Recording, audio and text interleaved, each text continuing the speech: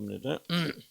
이제 창세기 오늘 마지막 있네요. 또 뒤에 또 부분도 있지만 다 그렇다 할 수는 없고, 창세기 정말 긴 2년의 기간 동안 이 창세기를 우리 강해 우리 해왔고, 오늘 대단원을 만나게 드립니다. 뒷부분은 요셉이 죽는 부분이고, 또 앞에 부분은 이제 요셉이 12아들을 축복하는 부분인데 저희들이 좀 생략했어요. 그다음에 또 자세히 들어가면 좀 그렇고, 그래서 오늘은 이 마지막 부분, 정말 요셉이 형제들과 마지막 화목하게 되는, 어떻게 보면 좀 창세기 클라이맥스고 구원의 굉장히 클라이맥스입니다. 하나님과 우리가 예수 그리스도를 통해서 화목하게 되어집니다. 그런 놀라운 그런 장면이 이 안에 담겨 있으니까 그걸 기억하시면서 여러분이 보시기 바랍니다. 몇 장부터 보냐면 50장 1절부터는 야곱의 죽음이고 뭐 그 별로 그렇게 중요하지 않아요. 제 생각에는. 그래서 그냥 넘어갑니다. 죽어서 이제 가나안에 묻고 다시 요셉과 그 형제들이 다시 애굽으로 돌아오게 되어졌다. 그런 겁니다. 이제 15절부터 이제 무슨 내용이냐 하면은 이제 요셉의 형제들이 이제 아버지가 죽으니까 지금 자기들이 한 죄가 생각날 거 아니에요. 옛날에 요셉을 이렇게 죽이려고 그랬는데 아버지가 살아 있을 때는 아버지 때문에 차마 자기들이 복수를 못했지만 이제 아버지가 죽었기 때문에 이제는 어떻게 자기들을 해야 할지 몰라, 그런 두려움이 남아 있겠죠. 그래서 이제 그 말을 보내 가지고 이제 아버지 마지막 유언에 그렇게 싸우지 말고 그렇게 복수하지 말라고 그랬으니까 우리 용서해달라고 그런 말을 하고, 이제 요셉이 그 말을 듣고 울고 또 그렇게 화해하는 그런 광경입니다. 그래서 15절부터 한번 읽어볼까요? 15절부터 21절까지 말씀 교독합니다. 제가 15절, 여러분 16절 읽고, 요셉의 형제들이 그들의 아버지가 죽었음을 보고 말하되 요셉이 혹시 우리를 미워하여 우리가 그에게 행한 모든 악을 다 갚지는 아니할까 하고,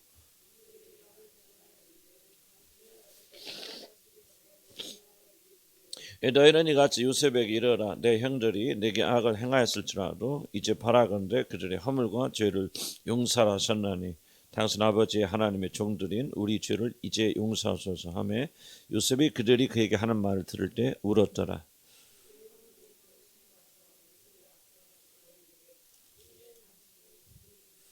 요셉이 그들에게 이르되 두려워하지 마소서, 내가 하나님을 대신하리이까.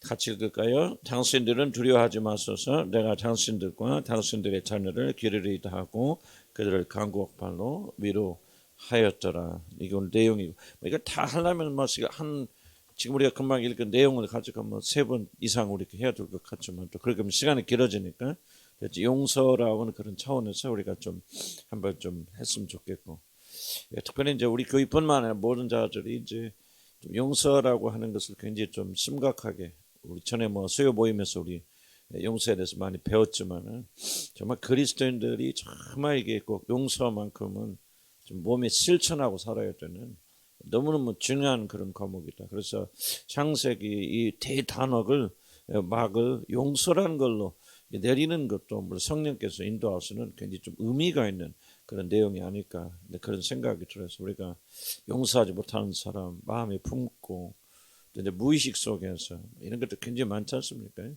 의식 속에서는 잘 모르는데 뭐가 튀쳐나오면 그때 막 이렇게 분노도 나고, 그럼 내가 진짜 이런 게 있었나? 그런 걸 우리가 많이 생각하게 되고, 그러니까 특별히 이제 제일 큰 이슈는 이 부부간의 용서의 문제는 부부간에 제일 심각하게 좀 드러나게 되죠.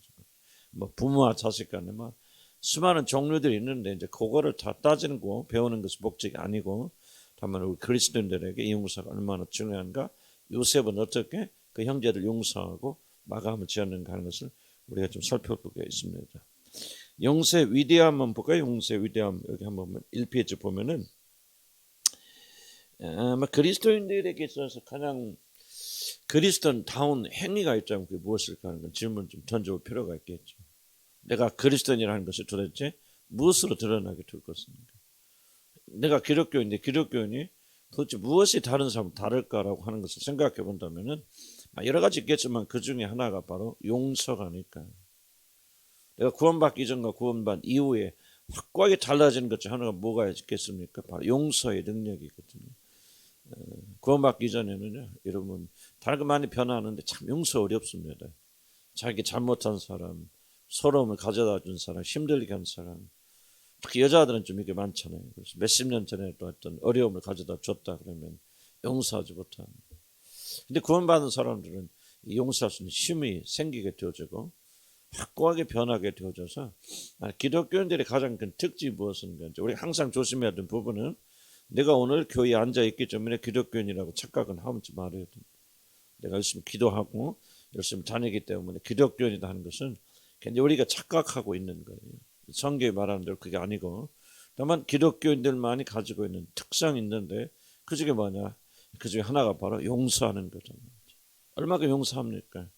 하는 것이 바로 여러분들이 얼마만큼 주님과 가까웁니까? 라고 하는 것을 여러분 기억을 하셔야 됩니다. 그래서 이렇게 좀 믿음의 사람들은 마지막 단계, 자기 삶을 정리하면서 많은 부분 사람들이 그 용서라고 하는 특별한 주제를 많이 다루는 것 같아요. 요셉도 지금 마지막 장식이 죽기 전에 뭐 바로 이때 이러고 죽은 건 아니죠. 그때 많은 시간이 흘렀겠지만, 그러나 성경 저자가 볼 때 요셉의 행위 가장 마지막 부분이 뭐냐, 야곱은 축복으로 끝나잖아요. 축복하고 끝나잖아요.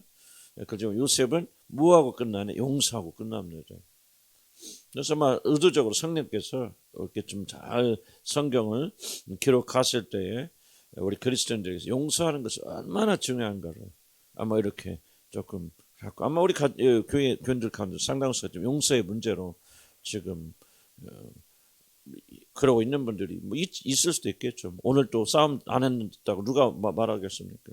뭐 그 틈새에 또 뭐 서로 다투고 마음 상하고 그렇게 왔다 갔다 하면서 좀 이런 그런 용서의 어떤 주제가 굉장히 좀 우리가 심각하게 그렇게 좀 생각을 해야 되는 거예요. 그래서 믿음의 사람들은 대개 자기 삶의 그 삶을 용서라는 큰 주제를 놓고, 스데반도 결국은 어떠합니까? 스데반도 마지막 죽을 때 용서의 기도를 올리고 죽지 않습니까? 저들이 알지 못해서 그러니 저들의 죄를 용서해 주시옵소서. 우리 주님도 마지막 죽을 때 저들의 죄를 알지 못하니 저들의 죄를 사하여 주시옵소서.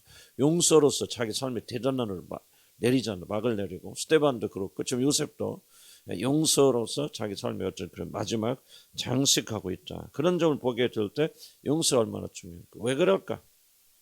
용서하지 못하고 누군가를 미워하는 마음을 가지고 가면 죽으면 뭐합니까? 이제 하나님 얼굴 보아야 되잖아요. 얼굴 마주대하게 되어지는데, 누군가 용서하지 못하고 마음속에 미워하는 마음 품고 이러면 주님 앞에 서게 되어진다. 그러면 나는 제대로 얼굴을 못 볼 것 같아. 그래서 아마 믿음의 사람들은 뭐 그걸 의식을 했는지 아직 모르지만, 되게 믿음의 사람들은 죽기 전에 반드시 용서하고, 사실 예수 안 믿는 사람들 그러고 많이 가잖아요. 용서를 하고, 그래서 막힐 것이 없고, 그리고 하나님 얼굴을 마주 대하는 그런 일들을 하고, 요셉도 지금 마지막 죽음을 기록하고, 죽기 전에 한 건 아니지만은 이게 끝나고 그 다음 사건 없습니다. 죽는 사건 바로 나옵니다. 성경 저주 차원에서는 요셉이 한 의미 있는 행위, 나머지는 뭐 국무총리로서 별거 다 했겠지만 그거는 영적인 의미가 별로 많은 건 아니고, 영적인 의미가 있는 것은 요셉이 죽기 전에 용서하고 갔다, 화해하고 화목하고 갔다, 그것을 좀 가장 중요하게 여기고 있는 것이다 봅니다. 그래서 우리가 중요한 거죠. 하나님의 얼굴을 여러분 부끄러움 없이 대하려면은 다른 건 아니다. 용서하고 하고, 이 땅에 살면서 미운 사람 없어하고 용서하지 못한 사람이 없어야 된다는 말이죠. 이게 이제 왜 그렇게 중요한 건 뒤에 설명하죠. 구원과 아주 밀접한 관련을 가지고 있습니다. 용서 왜 이렇게 중요한지 뒤에서 제가 더 중요하게 설명하지만, 우리는 용서받음을 구원받았기 때문에 그렇습니다. 그래서 용서받음과 구원은 뗄래야 뗄 수 없는 관계입니다. 그래서 구원받은 사람들은 용서받고, 구원받은 사람은 용서하게 되어 있고, 이게 바로 여러분의 가장 중요한 특징이다, 그런 거예요. 그래서 우리가 어쨌든 마지막 죽음을 앞두고 있고, 다 그러잖아요. 여러분들 이제 나이가 들면서 뭐를 생각하죠? 사실은 젊은 사람들도 죽음을 항상 생각해요. 죽음이 뭡니까? 하나님 얼굴 마주 대하는 건데, 여러분 마음속에 미워하고 갈등이 있고, 우리 하나님은 그런 건 제일 싫어하잖아요. 그런 거. 그러니까 우리 마음속에 미움과 갈등이 있는 채로 우리가 우리 주님의 얼굴을 보지 못하니까, 항상 젊어서부터 우리가 정말 이 용서라는 부분을 깊이 생각할 필요가 있다, 그렇게 생각합니다. 그래서 그러니까 우리는 원수 짓지 말고 용서하고 살자, 그런 거죠. 자, 그래서 왜 그럼 그 용서가 그렇게 중요한가? 1페이지 그 밑에 두 번째 뿔 그겁니다. 하나님과 인간을 이어주는 유일한 다리가 다른 게 아니고 용서라는 것이다. 용서와 하나님과 우리 사이 뭐 죄가 가로막고 있잖아요. 그 죄가 가로막고 있는데 그 가로막고 있는 하나님과 우리 사이를 이어주는 길이 뭐냐? 다른 거 없어요. 용서라는 거. 하나님이 용서를 하셨기 때문에 길이 이어지는 거예요. 그래서 용서가 없었다면 하나님과 우리는 연결되지 못하고 구원받지 못했을 것이다. 그래서 똑같은 구원이지만은 우리가 조금 의미 깊게 생각하고 다른 각도 생각해봐야 돼요. 용서 받으면 구원받는 거예요. 하나님 용서하지 않았으면 하나님과 여러분 사이는 이어질래야 이어질 수가 없다. 기독교 역사라기보다는 기독교의 그 모든 걸 다 통틀어서 기독교 핵심이 뭐냐? 한마디로 말한다면 용서라는 단어입니다. 용서하셨기 때문에 여러분이 죄가 용서받고 하나님 나라 들어가고 하나님 자녀가 되어집니다. 만약 용서하지 않았다면 하나님과 여러분 사이는 결코 이어질 수 없는 거예요. 그런데 그런 하나님 백성들 용서하지 못하고 미워한다면 이 되겠습니까? 뭔가 미워하는 말 수없이 죄짓잖아요. 우리들이 순간적으로 비판하고 판단하고 정죄하고 미워하고 또 마음속에 왜 그래 뭐가 용서하지 못하고 뭔가 좀 이게 굉장히 좀 잘못되어진 무엇이 중요한 것인가를 우리 그리스도인들이 잘 좀 혼돈되어 있는 그런 것이 우리가 조금 이렇게 배워나가면서 그렇구나. 우리가 열심히 기도하고 헌신하고 봉사하고 그건 난 나쁜 게 아니겠지만 하나님의 나라에서는 그게 그렇게 큰 걸까? 나는 그렇게 큰 거라 생각하지 않습니다. 여러분. 오늘 하나님께서 오늘 밤에 누굽니까? 우리나라 제일 좀 빌 게이츠가 됐고 우리나라 이거 누구예요? 그 이재용 지금 감옥에 있지만 그 사람 마음에 감동을 주셔서 야 10조 원을 헌금하라. 그러면은 하나님 감동하면 10조 원 헌금 안 하겠습니까? 그러니까 우리가 하나님께 헌신했다, 봉사했다, 그게 자랑할 거 아무것도 없어요. 하나님 다 쓰는 것이죠. 그래서 오히려 하나님의 나라에서는 그런 우리들이 자랑하는 것보다는 정말 우리들이 굉장히 무시하기 쉬운 이 용서 같은 거 못하거든요. 예수 안 믿는 사람들은. 왜 용서 받은 적이 없습니다. 하나님도 용서 받아보지 못했기 때문에 용서하지 못하는 거예요. 그래서 이 부분을 굉장히 좀 심각하게 우리가 조금 생각하자. 그런 부분. 2페이지 넘어갑니다. 그래서 하나님은 우리가 왜 구원받았습니까? 우리가 왜 구원받았습니까? 은혜가 사랑과 은혜가 풍성하신 하나님이 우리 죄를 용서하시고 간과하시고 용서하심으로 우리가 구원받게 되어진다. 이게 굉장히 중요한 그런 사건입니다. 그래서 우리들이 하나님의 자녀가 되었고 상속자가 되어진 것은 다 연결고리가 뭐예요? 하나님이 우리 죄를 더 이상 묻지 아니하시고 그냥 넘어가 주셨다. 또 성경은 간과하셨다, 용서하셨다 그런 거죠. 그래서 이 모든 축복은 하나님의 용서의 행위로 말미암아 이루어진 거죠. 만약 하나님에게 용서 행위가 없었다면 여러분 죄를 용서해 준 것이 없었더라면 우리 죄를 용서받지 못할 뿐만 아니라 하나님 나라 들어가지도 못하고 하나님 나라의 모든 걸 유업으로 있는 상속자가 될 것이 없다. 그래서 기독교의 핵심이 뭡니까? 라고 하면 이게 다른 사람 다르게 말하겠지만 또 이런 각도에서 본다면 기독교를 한마디로 말하면 용서다라는 말로 그렇게 할 수 있죠. 그것만이 기독교를 말하는 건 아니지만 기독교에서 용서란 단어를 빼버리면 기독교는 설명할 길이 없어지고 기독교 무너진다. 나는 그렇게 생각이 되어져요. 기독교의 중심적인 기능 중 하나가 뭐냐? 용서다. 하나님의 사랑을 어떻게 표현해요? 용서하심으로 사랑이 표현되어 지나가잖아요. 용서받음으로 구원받게 되고 용서받으면 하나님의 자녀가 되어지고 그래서 용서는 기독교의 가장 중심적인 기둥이고 기초고 용서가 빠져버린다면 기독교는 설명할 수 없고 또 여러분의 삶 속에서 용서가 없다면 용서 빠진다면 여러분의 삶은 설명할 길이 없습니다. 심각하게 생각하셔야 됩니다. 여러분 아직도 용서라는 것이 익숙치 않다면은 여러분은 기독교의 중심적인 것이 지금 잃어버린 사람들이고 나는 그런 사람들이 구원받은 하나님 자녀라고 말하는 것 자체가 상당히 조금 어려운 겁니다. 그래서 어떻게 보면 꼭 이것만 아니지만 그러나 여러분이 하나님의 자녀라고는 가장 확실한 증거들이 어디서 많이 나타나느냐 바로 이런 데서 나타납니다. 옛날같이 이렇게 분노가 적어지고 이러면 그는 나이 들고요 인격 수양이 되면 그런 거 다 변합니다. 성질도 변하고 착해져요.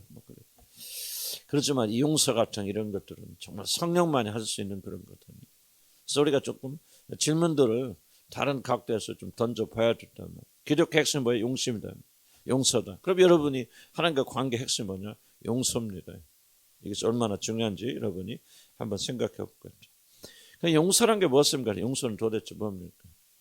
여기 나오죠. 하나님께서 우리가 지은 모든 죄를 간과하신다. 간과하신다는 것은 조금 단어가 글 자체가 좀 그렇지만은 용서라는 것은 이제 중요한 것은 용서는 죄가 절대 죄인 것이 죄가 아니다 그렇게 말하는 게 용서가 아닙니다. 너 죄 지어도 괜찮아 아무것도 아니야. 그거는 더 이상 죄는 문제가 되지 않아. 이거는 죄 용서가 아니에요. 그건 용서를 잘못 오해하게 되는 거죠. 그래서 많은 사람들이 죄 용서를 그렇게 생각하고 하나님 우리 죄를 용서해 줬기 때문에 더 이상 죄에 대해서는 관심 안 가지신다는 그런 무의식적인 잘못된 사고가 우리 안에 많습니다. 그렇지 않습니다. 그건 우리가 자세히 더 설명할 수가 없고 시간 짧기 때문에 그런데 용서라는 것은 죄를 자체를 덮어주는 거 아니에요.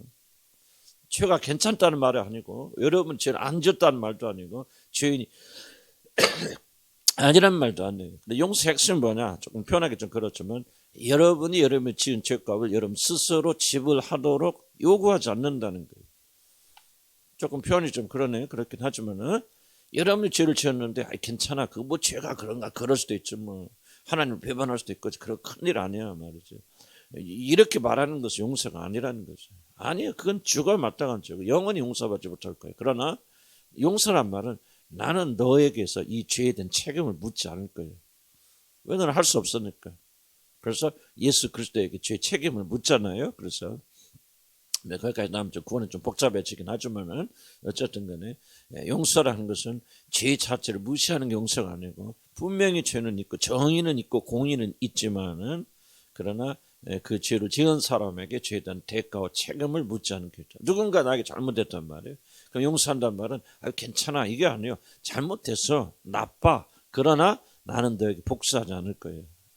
너에게 그 책임을 묻지 아니할 거예요. 네가 잘못한 거 나한테 갚으라고 하지 않을 거야. 이게 바로 용서라는 거죠. 이해 가시죠? 이해 가는가요? 이해 가시고 여러분 용서에 대해 관심이 아예 없으면 여러분 그리스도인 줄 아니에요.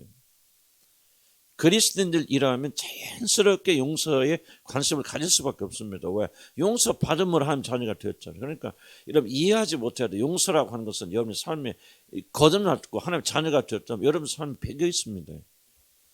난 용서 받음으로 하나님 자녀가 됐다면 여러분 용서가 여러분 안에 있잖아요. 그러면 그 사람은 자연스럽게 용서에 대해서 관심 갖게 되어지고 어떻게 하면 용서할 수 있는 능력도 생기게 되고 용서에 대한 관심도 생기게 일어나게 되었습니다. 다른 데 관심이 아니고 구원받지 못한 백성들은 뭐예요? 백성의 표현이 그렇지만 어떻게 하면 내가 건강할까? 어떻게 하면 잘 될까? 내가 좀 안전할까? 이거는 예수 안 믿는 사람 하는 거고 예수 믿어서 하나님의 성령이 우리 안에 거하신다면은 이제 정말 하나님께서 우리를 안에서 행하신 일이 무엇입니까? 용서의 놀라운 역사를 베풀어 주셨다면은 우리의 모든 관심은 자연스럽게 용서를 행해 가야 된다. 저는 그렇게 생각해 되어집니다. 그래서 용서는 뭐냐? 죄를 간과한다. 이 죄에 대한 책임을 내가 너에게 묻지 않겠다.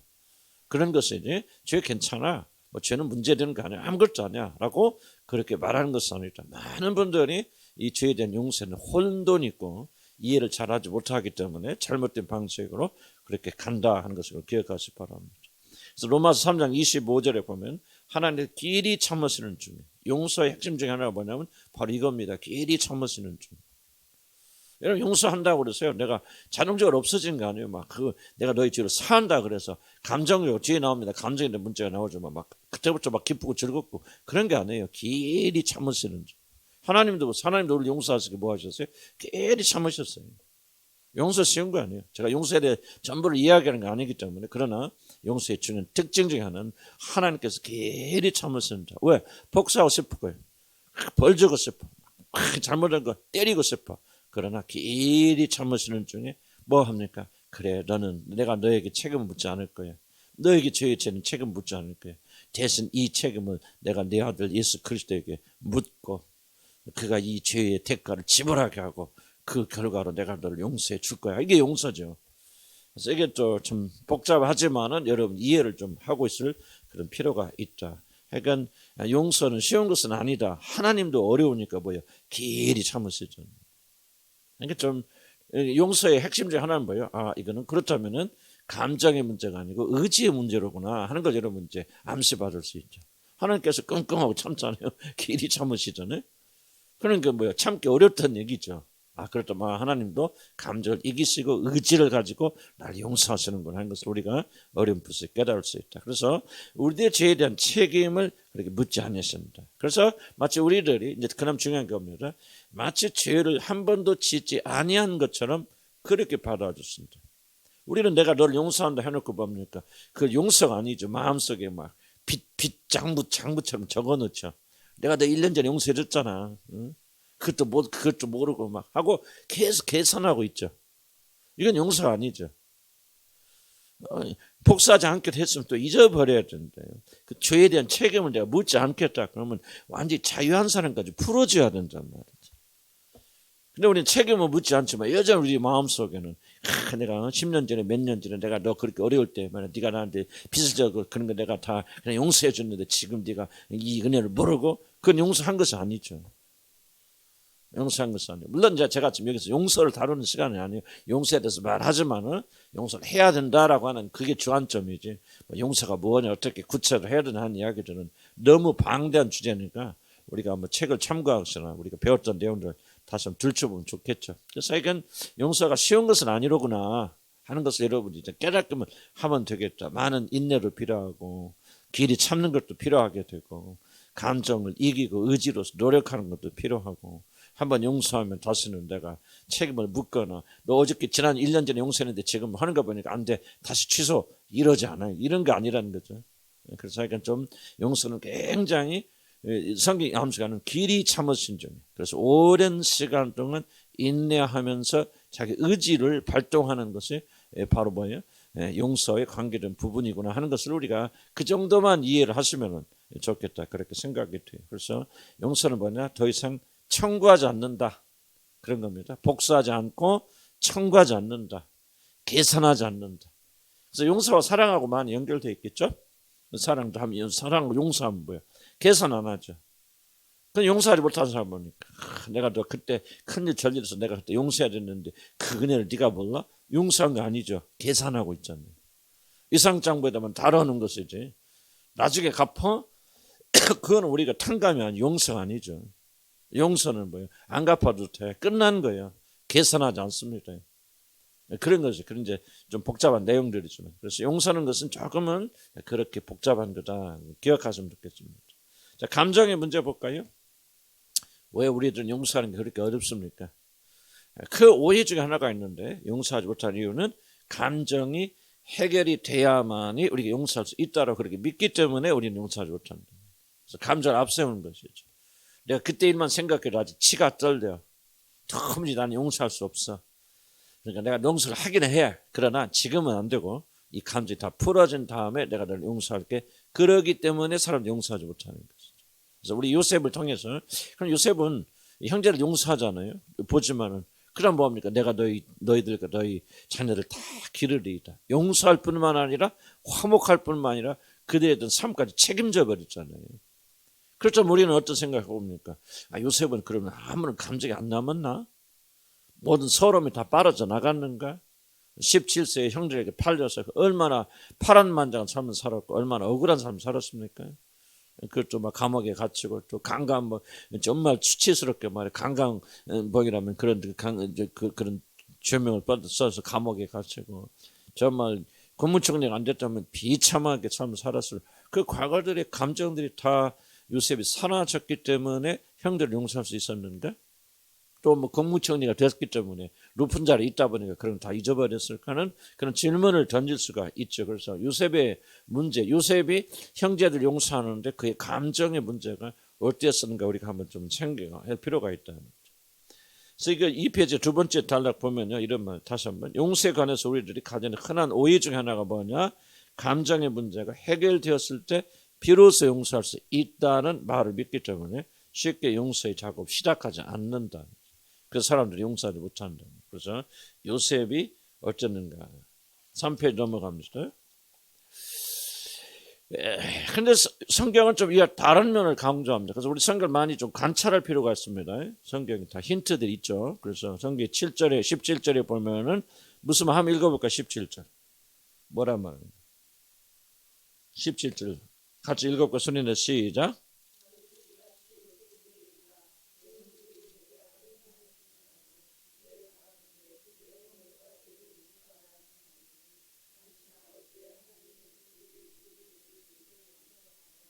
요셉이 그들이 그에게 하는 말을 들을 때 뭐 했더라? 울었더라. 이게 근데 이 말이 왜 울었을까 좀 질문 던질 필요가 있겠죠. 여러 가지 있겠죠. 그런데 어쨌든 간에 요셉이 울었더라. 적어도 요셉의 위치 국무총리가 되었다면은 한번 생각해 보시기 바랍니다. 여러분 뭐 지혜가 충만하고 성령이 하나님께 함께해서 국무총리가 됐지만 그 대국을 다스릴 정도의 그릇이라면요. 감정의 문제에서 그가 자유롭지 않으면은 그는 그 대국을 다스리는 국무총리가 못 됩니다. 요즘 뭐 이준석이라고 야당 무슨 당수가 돼가지고 높은 자리 아닙니까? 우리나라 9번째로 높은 자리래요. 의전 자리로 하면. 근데 요즘 내가 좀 들어보니까 실수를 많이 하는 것 같아. 젊으니까 말이죠.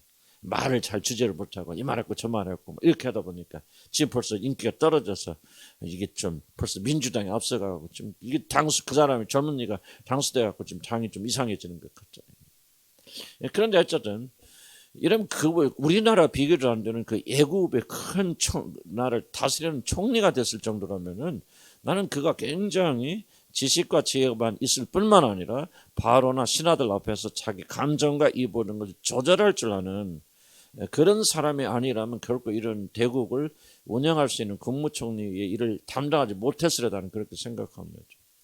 그런데 그런 사람이 형제들 말을 듣고 그래서 울었다란 말은 여러분 성경에 나오는 적어도 이 감정을 표현하게 될 때 웬만큼 약한 것 같으면 잘 기록하지 않습니다. 굉장히 울었다는 말은 굉장히 격동적으로 울었다든지 하는 어떤 그런 것들이 포함이 나는 이미 되어 있다고 생각합니다. 그렇지 않고서 눈물이 조금 끌적했는데 성경에 그 귀한 성경에 울었더라고 그렇게 기록하지 않고 일단 성경에 기록되었을 때는 우리가 볼 때 굉장히 큰 것들 그냥 지나갈 수 없는 것들 굉장히 의미가 있는 것들이 아니라면 성경은 그렇게 기록하지 않아요. 그래서 요셉이 울었고 그런 위치에 있는 요셉이 울었다는 말은 굉장히 큰 것이 지금까지 누르고 있었던 그리고 표현하지 않았던 굉장한 큰 것들이 요셉의 마음 안에서 건드려졌다는 그렇게 봐집니다. 이해가시죠? 무슨 말이죠? 그렇다면은 뭐를 추측할 수 있냐면은 적어도 요셉이 형들에 의해서 지금 무엇이 건드렸습니까? 지금 옛날 상처를 건들잖아요. 아버지가 죽었는데 우리가 아버지 죽은 다음에 우리가 너희들 팔아서 이렇게 해서 고생시켜줬는데 이게 뭐 성경에 이렇게 압축되어 있지만 실제 그런 내용들은 더 길었겠죠. 그렇게 큰 실수를 저지르고 그렇게 아프게 했는데 이게 그렇게 해서 지금 무슨 얘기를 하고 있냐? 과거의 상처를 지금 형들이 얘기하고 있죠. 그럼 이것이 요셉에게 상처가 되었기 때문에 요셉과 같은 위치에 있는 사람이 울음이고 성경 봅시다. 그 형들 만났을 때 그 울음이 어디까지? 바울의 궁까지 들렸더라. 나는 이게 아무리 생각해도요. 이건 현실적인 얘기는 아닌 것 같아. 아니 보세요. 이 아파트 옆에서 들리기도 쉽지 않은데 이러면 바울의 궁이 얼마나 큰데 아니 요셉이 어쩐 바울의 침실 옆에 살았겠습니까? 상식적으로 생각하면 적어도 몇 킬로나 적어도 몇백 미터는 떨어졌을 거 아니에요. 요셉의 거처 바울의 궁은. 근데 요셉의 울음이 바울의 궁에까지 들렸다는 말은 지금 막 우는 소리가 들렸다는 말도 되지만은 그런 소문이 들렸다는 얘기나 또는 성경을 기록한 사람이 그렇게 격하게 울었다고 하는 것을 표현하는 거다. 좀 여러분이 뭐 성경이 좀 권위에 대해서 이렇게 의심할 수도 있겠지만 그러나 나는 성경의 저자들이 이제 문학적인 그런 작품들만 쓰기 때문에 일차적으로 나는 뭐 억지로 막 그렇게 나는 그렇게 생각은 안 해요. 다만 굉장히 격하게 울었을 것이다. 여기서도 울었다는 말을 썼을 때는 적어도 요셉이 굉장히 격하게 울었다. 그렇다면 뭐를 말이냐? 지금까지 오랜 세월 동안 요셉의 감정에 뭐가 살아있었냐? 그 아픈 상처가 고스란히 살아 있었다는 얘기를 우리가 추측할 수 있는 거죠. 아니라고 할 수도 있겠지만은 무슨 말 이해가시죠? 우리가 무엇을 봐야 하냐면은 이런 상처가 있고 울음을 터뜨릴 정도의 감정이 남아 있음에도 불구하고 요셉은 용서의 작업을 했다는 얘기. 난 이걸 여러분 강조하고 싶어요. 많은 사람들이 어떻게 오해합니까? 이 상태는 아직 안 돼. 그때만 생각해도 치가 떨려. 그때만 생각해도 울음이 나와. 어떻게 그 용서할 수 있어요? 하고 용서 못합니다. 용서하려고 하지도 않아요. 근데 왜 우리가 성경을 읽어야 되느냐? 바로 이건 우리가 심리적으로 생각할 때 그 말이 맞죠. 뭔가 감정이 먼저 다루어져야 되고 감정이 모든 것이 빠져나가고 우리도 그렇게 치유해봤잖아요. 해봤는데 안 되더라 이거죠. 왜 안 될까? 무엇이 문제일까? 그래서 네가 이거 발견한 거죠. 인간이라는 것은 아무리 울고 불어도 이 감정이 그렇게 쉽게 사라지는 거 아니에요. 그래서 요셉도 이렇게 국무총리가 되어져서 옛날 상처를 다 아물고 결혼해서 자식도 낳고 정말 아버지도 불러오고 형제도 불러오고 뭐 남 부러울 것이 없이 사는 그런 자라 할지라도 건드려지니까 형들이 옛날 얘기하니까 뭐가 되냐? 속에는 감정이 폭발되죠. 나오더란 말이죠. 그럼에도 불구하고 이제 성경이 말하는 메시지는 이거였어요. 그럼에도 불구하고 그는 용서한다는 말이죠. 그렇다면 우리는 뭐예요? 우리 감정이 다 해결될 것 같아야 용서해야 됩니까? 그리스도인들. 우리 안에는 성령이 계시지 않습니까? 그렇다면 우리가 아직 감정이 남아있다 할지라도 그때 생각하면 좀 치가 떨린다 할지라도 우리는 예수 그리스도께서 아까 얘기했지 않습니까? 하나님께서 길이 참으시는 줄. 이게 뭐예요? 감정이거든요. 뭔가 하나님께서 우리 죄를 참으시려면 힘드신다는 얘기예요. 그러니까 길이 참으시죠. 쉬운 거 같으면 하나님 길이 참으실 이유가 하나도 없죠. 뭔가 감정적인 언어거든요.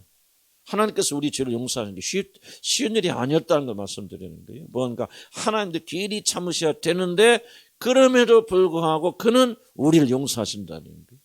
나는 이게 우리 그리스도인들이 받아야 된다 생각이 되어집니다. 왜 여러분 남편 용서하지 못합니까? 왜 여러분의 아내를 용서하지 못합니까? 아직 감정이 살아있거든요. 그때 생각하면 서러워. 그때 생각하면 너무 섭섭해. 내 것이 아직 풀어지지 않아서 그걸 어떻게 용서한단 말이에요. 나는 이거는요 순종이 아니라고 생각합니다. 뭔가 이건 그리스도인의 자세가 아니라고 생각합니다. 우리는 해야 돼요. 속이 올라와도 뒤집어져도 그때 아픈 상처가 있어도 우리는 하나님의 명령에 따라서 용서해야 돼요. 그러면 하나님께서 용서의 작업을 하셔서 위대한 결말을 가지도록 이렇게 해주시잖아요. 그래서 우리가 좀 자세히 연구를 해보면요.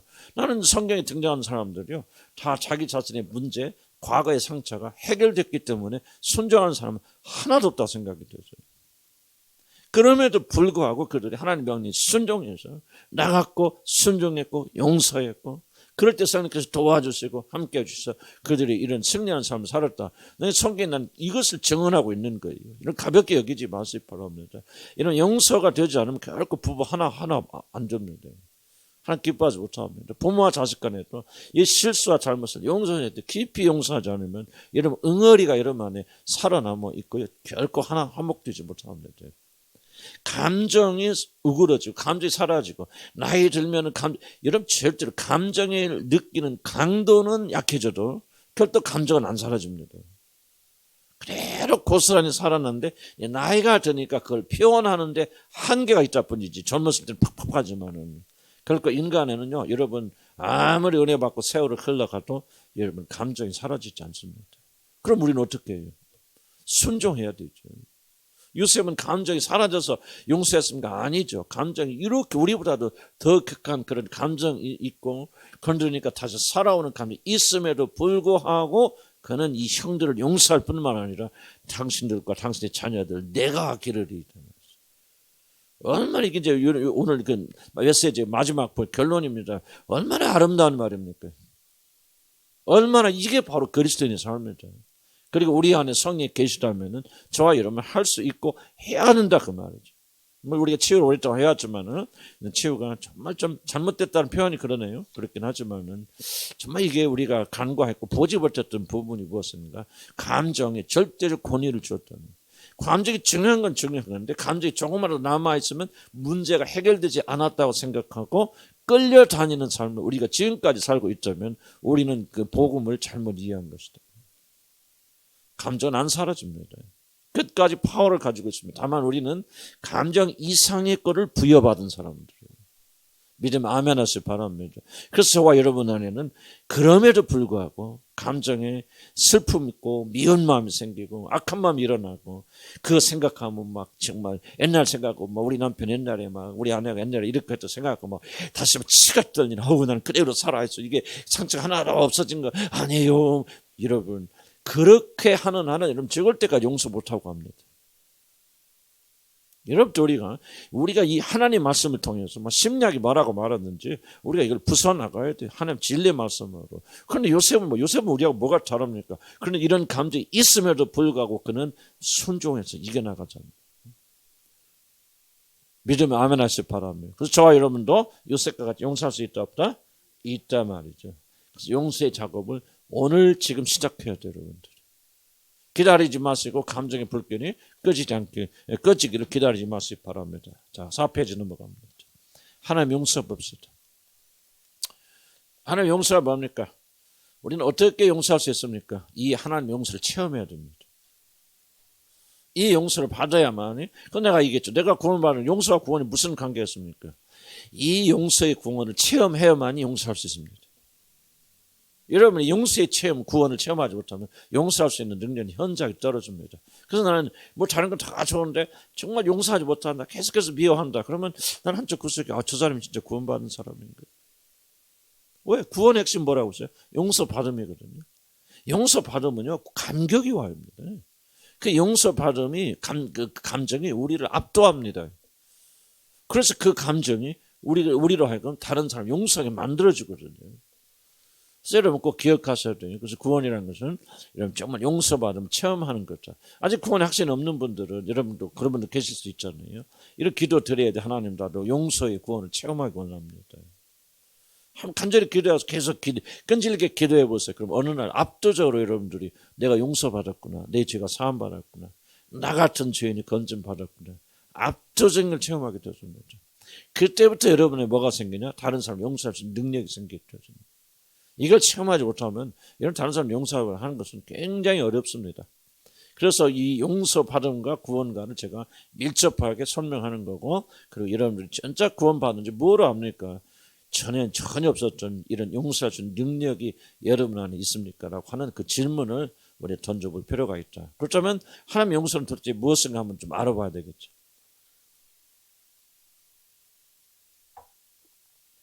하나님께서 우리를 용서하신다고 그래서 우리들이 모든 죄악에 대하여 기억이 완전하게 없어지거나 우리들의 범죄에 대해서 아무런 감정이 남아있지 않다는 말이 아닙니다. 성경을 오해하면 안 됩니다. 우리 죄에 대해서 하나님 여전히 슬퍼하시고 악에 대해서 분노하시고 그리고 감정 그대로 살아계십니다.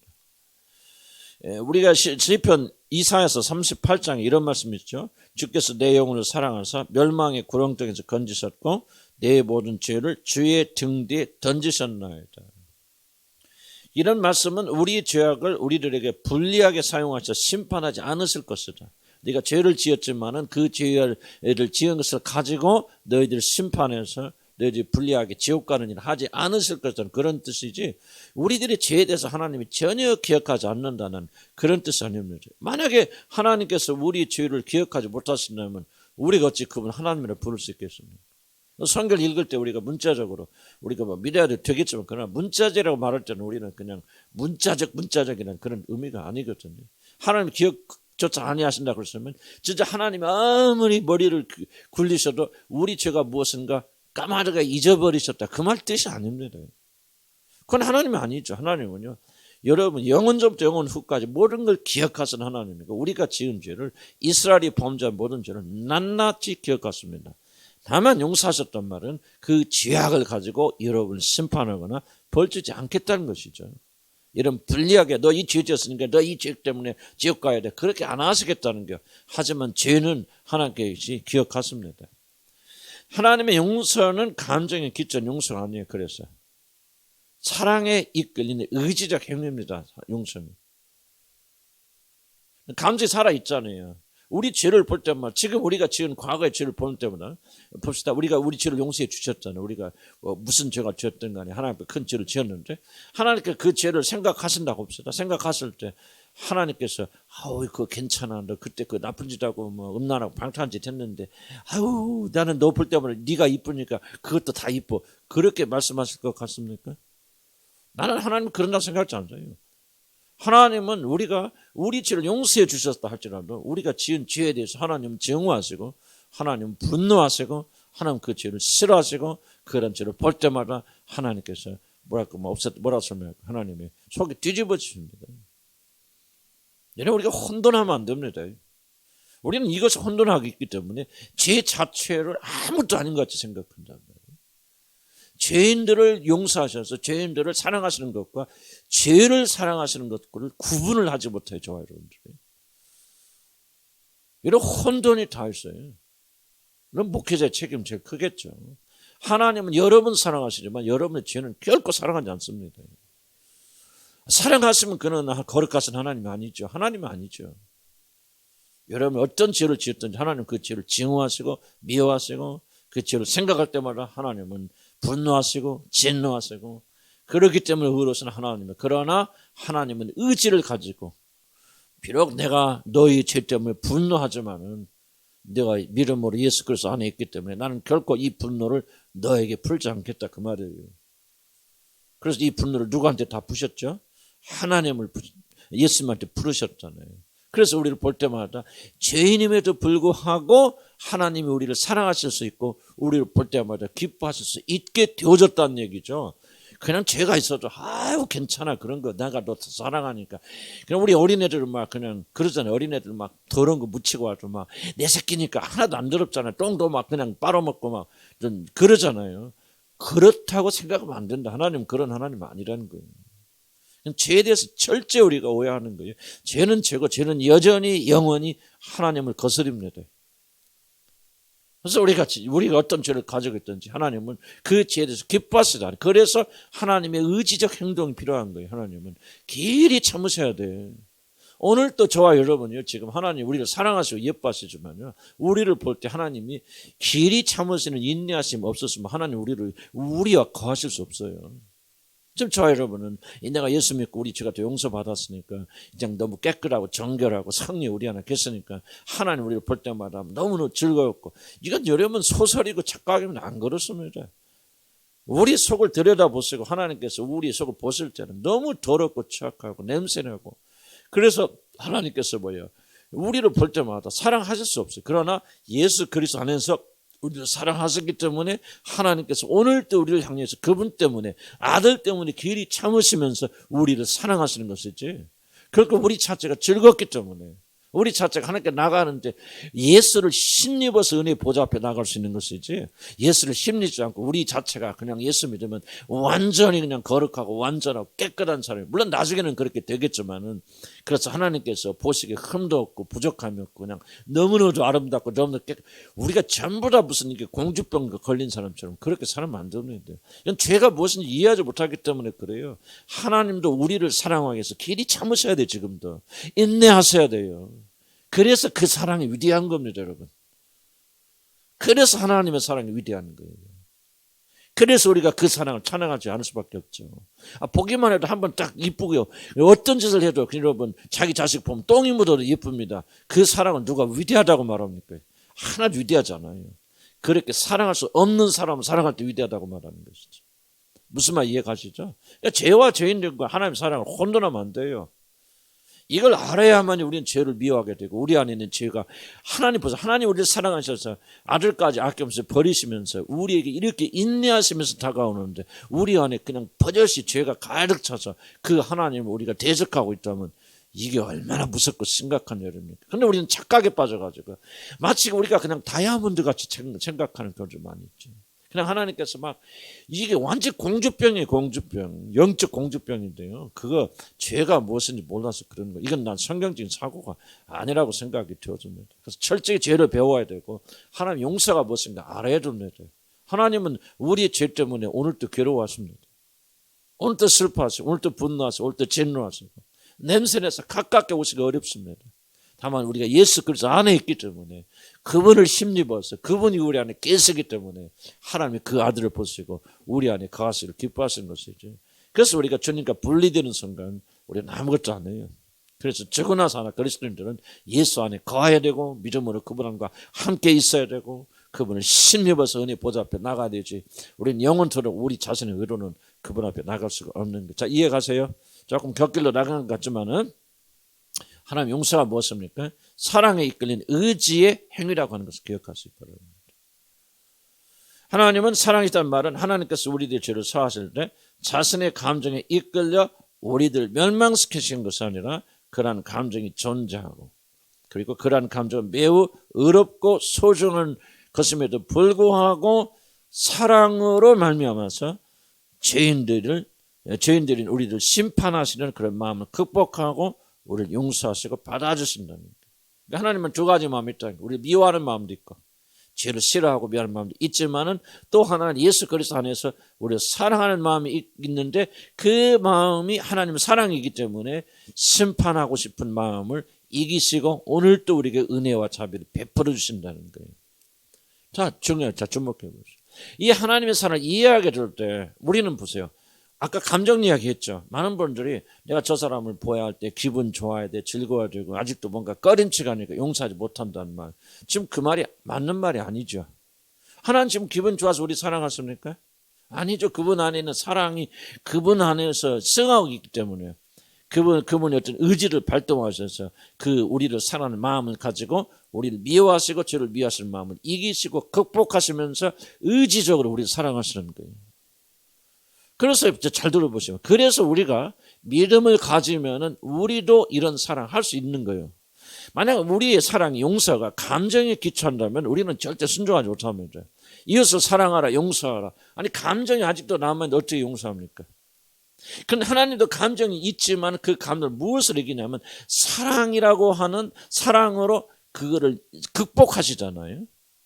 그러면서 우리를 사랑하시겠다는 의지를 가지고 우리를 사랑하신단 말이에요. 그럼 우리도 똑같이 성령을 받은 우리들도 우리 안에 그런 내가 나에게 잘못을 행한 사람들을 미워하고 싶은 그리고 복수하고 싶고 정의를 실현하고 싶은 그런 마음이 있지만은 그럼에도 불구하고 우리 안에 주신 하나님의 사랑의 마음을 가지고 우리가 선택하여서 의지를 가지고 순종하게 되어진다면은 바로 그 말이죠. 저와 여러분이 거듭난 우리들이라면은 우리들이 순종하게 할 때에 그런 우리에게 잘못을 행한 자들을 용서할 수 있는 그런 실천할 수 있는 힘이 우리까지 주어진다.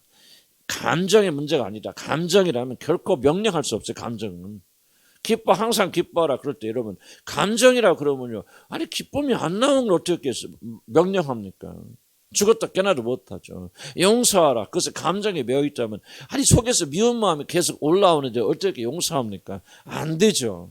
하나님께서 명령하실 때는 사랑은 용서는 감정이 아니라 감정 이상의 것이다. 의지의 문제다. 너희 순종하면 할 수 있는 것이다. 그렇기 때문에 우리를 향해서 용서라고 말하는 거예요. 믿으면 아멘 하시기 바랍니다. 그래서 그리스도인들은 누구든 용서할 수 있어요. 여러분. 그리고 용서를 해야 됩니다. 여러분이 가장 큰 어떤 원수 같은 사람이라도 우리는 용서할 수 있어요. 있다고 믿어야만 용서할 수 있죠. 왜 용서할 수 있습니까? 용서는 감정이 아니라 의지의 문제라는 거죠. 따라서 합시다.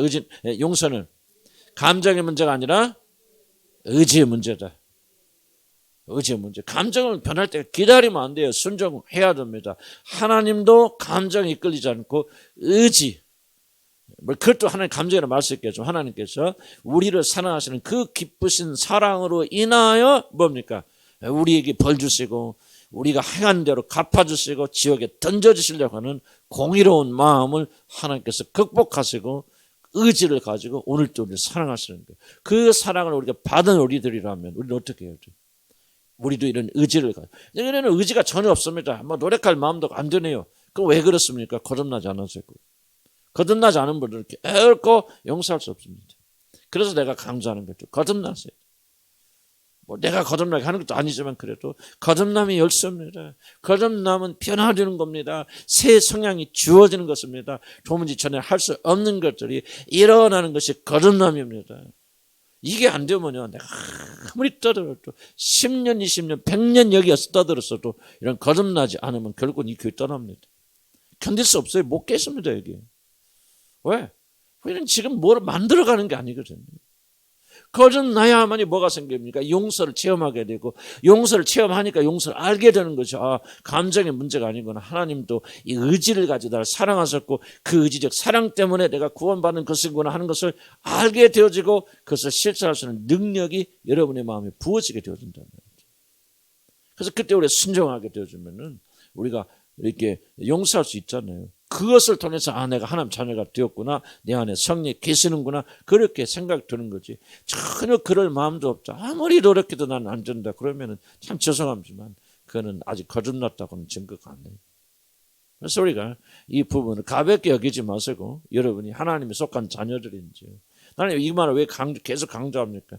여러분 듣기 싫은 분도 계실 거예요. 왜 우리 교회는 뭐 이렇게 구원 받았냐 못 받았냐. 그냥 너무 중요한 거라 말씀드리는 거. 이것보다 더 중요한 게 어디가 있어요? 목사로서 가장 큰 범죄가 뭔지 아십니까? 구원을 잘못 가르쳐서 구원받지 않은 사람이 구원받았다고 착각해서 구원의 길로 들어가지 않고 여러분 여기 앉아고 계시다가 지옥 가는 거예요. 이것같이 더 큰 범죄가 없어요. 목사들. 이것같이 여러분을 영혼을 파괴하는 게 없어요. 목사들. 그래서 부지런히 성경적 구원이 무엇인가 여러분 가르쳐서 여러분을 하여금 구원에 이르도록 도와주고 물론 그건 성령께서 하셔야 되겠죠. 그러나 이 말씀을 통해서 그렇구나. 왜 나에게는 거듭났고 구원받던 사람이 왜 나에게는 용서해야 되나 아무 의지가 없고 용서할 수 있는 용서를 실전에서 하면 힘도 없는 것이죠. 왜 나는 그렇게 용서에 대해서 관심도 없었고 미워하는 사람 그저 마음속에 품고 생각이 날 때마다 마음이 뒤집을 때문에 그렇게 미워하고 그러지 왜 그를 놓아줄 수 있는 힘이 없는가 라고는 고민을 여러분 해보셔야 될 거 아니에요. 이런 고민이 없다면 우리가 어찌 하나님의 자녀라고 말할 수 있겠고 성령 유언에 거하시다고 말할 수 있는 거예요. 성령이 어떠하신 분이 있습니까? 여러분 자꾸 생각 바꿔야 돼요. 교회 조금 다니고 좀 교회 다니도록 도와주는 게 성령 역사라고 생각을 하면 여러분 죽을 때까지 그 역사 이상은 체험하지 못합니다. 성령의 역사는 놀라운 거예요. 엄청난 거예요. 전 세계가 놀라서 뒤집어질 정도로 강력한 거예요. 이런 꿈에도 생각할 수 없는 일을 할 수 있도록 만들어주는 게 성령의 역사시고 성령이 거하시며 용서 보세요. 원수를 어떻게 여러분 사랑합니까? 주산 편에 여러분 어렸을 때 성폭한 사람, 성폭력을 행사한 사람은 어릴 때 용서할 수 있고 사랑할 수 있습니까? 이건 하나님만이 하실 수 있는 거예요.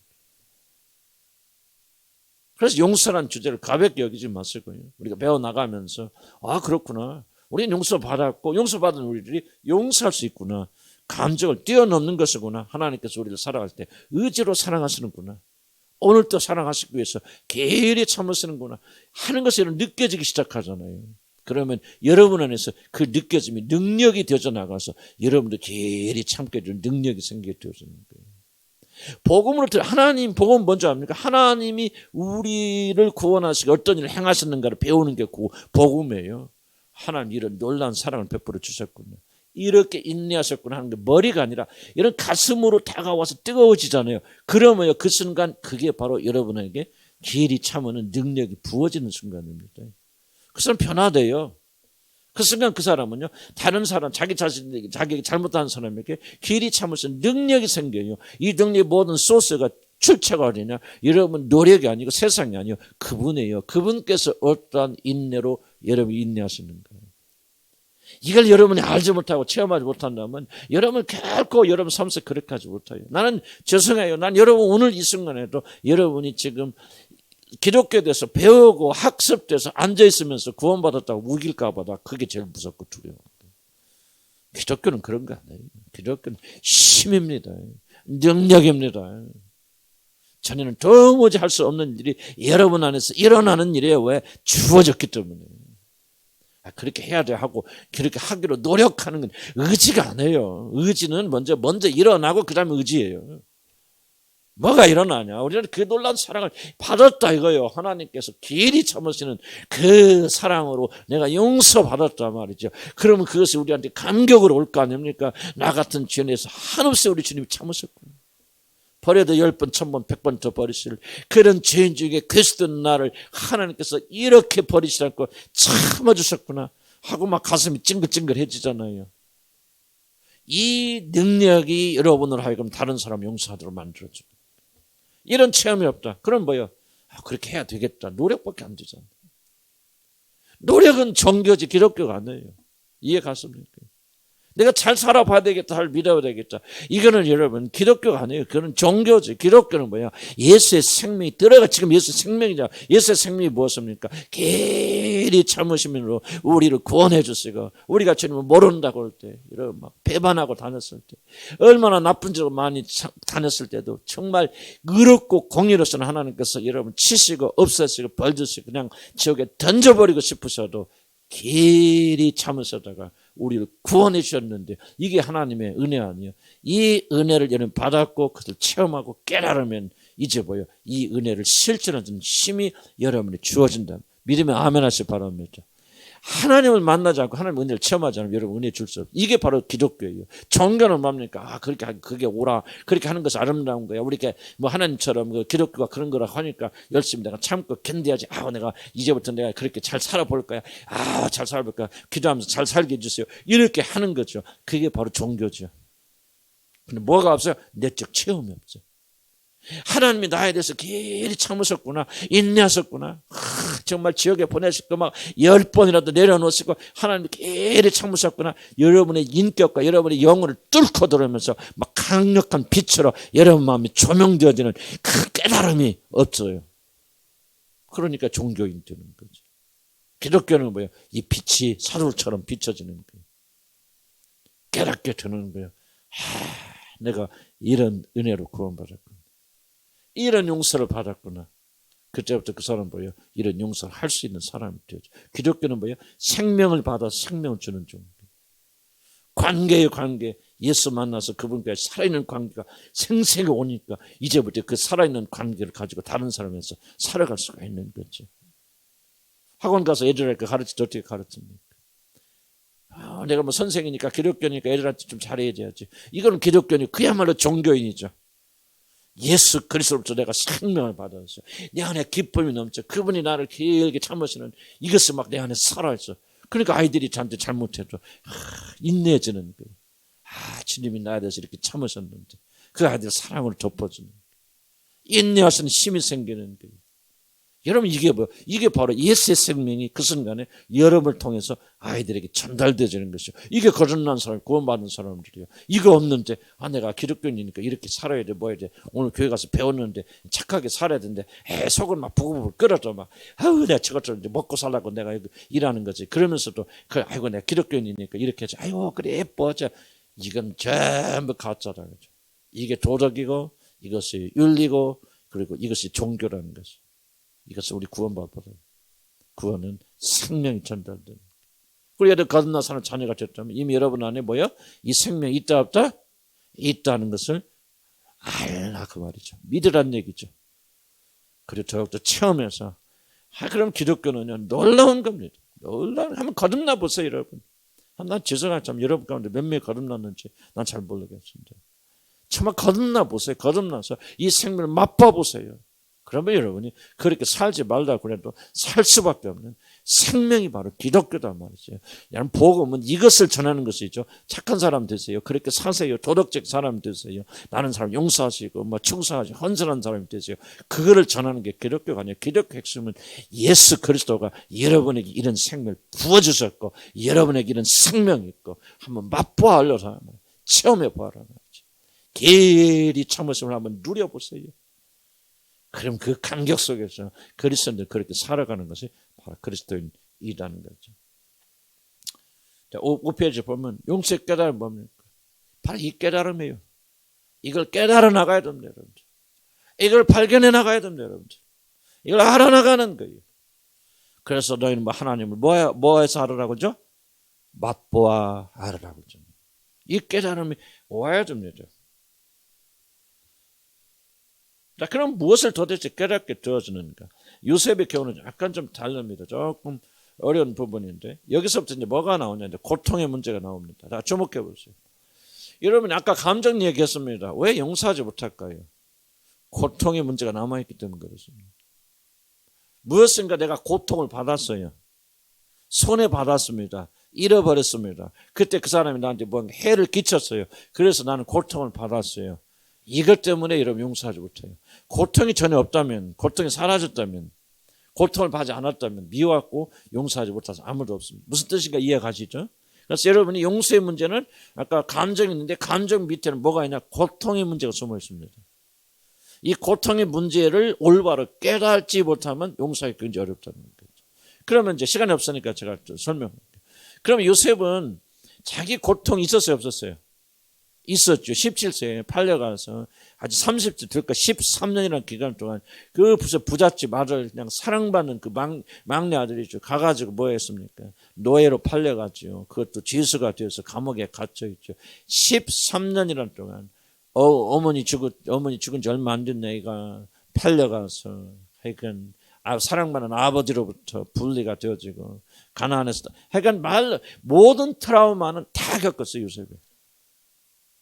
그렇다면 고통의 문제, 고난의 문제는 굉장히 심각하게 요셉이 가지고 있었다는 거죠. 그래서 이 고통의 문제를 이해하지 못하면은, 풀지 못하면 결코 요셉은 아무리 믿음이 있어도 형들을 용서하지 못합니다. 그래서 성경을 잘 읽으셔야 돼요. 성경 조목해서. 도대체 요셉이 어떻게 용서할 수 있었습니까? 오늘 대답이 뭐죠? 몇 절에 나오죠, 그 대답이? 요셉이 뭐죠? 훌륭해서 그런가? 인격이 좋아서 그런가? 뭐 그럴 수도 있겠죠. 그런데 요셉이 이들을 용서할 수 있는 근거가 무엇입니까? 20절 있죠. 당신들은 나를 헤아려 하였으나, 읽어볼까 시작.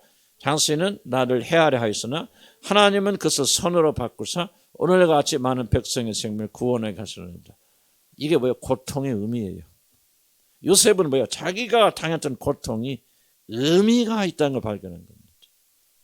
그래, 너희들이 잘못했어. 너 때문에 내가 칠나게 고생했어. 맞는 말이야. 그런데 하나님께서 나에게 이런 고통을 허락하여 주신 것은 목적이 있어.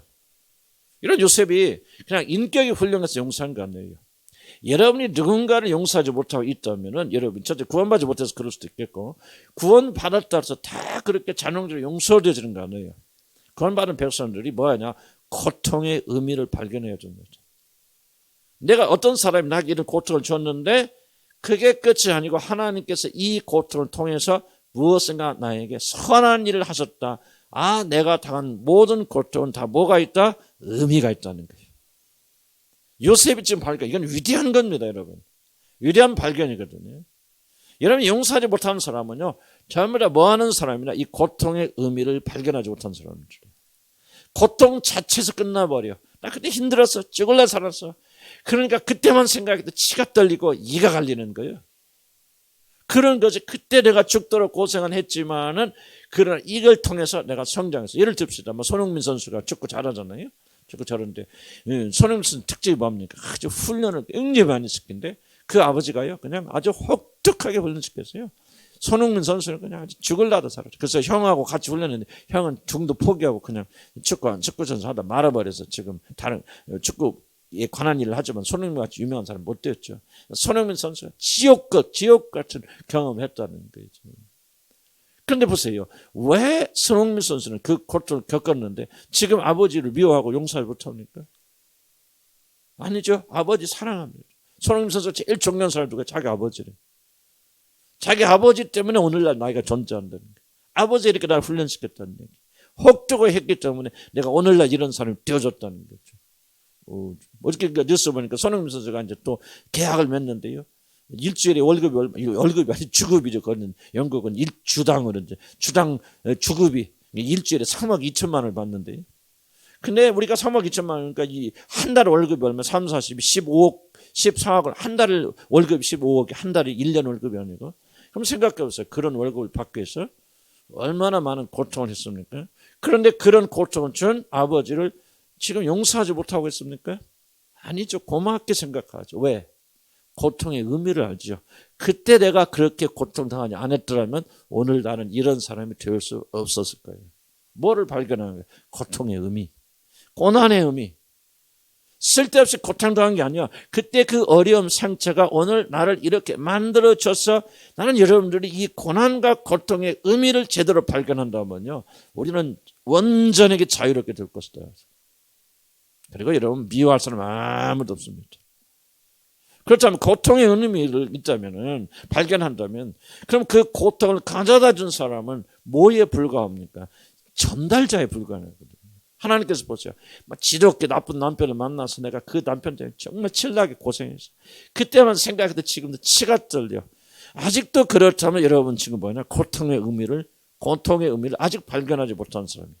그런데 여러분 생각해보세요. 발견해서 그때 남편이 그렇게, 아내가 그렇게 힘들게 했던 것은 하나님께서 이 고통을 통해서 나를 연단시킨 거예요. 나를 변화시켰어요.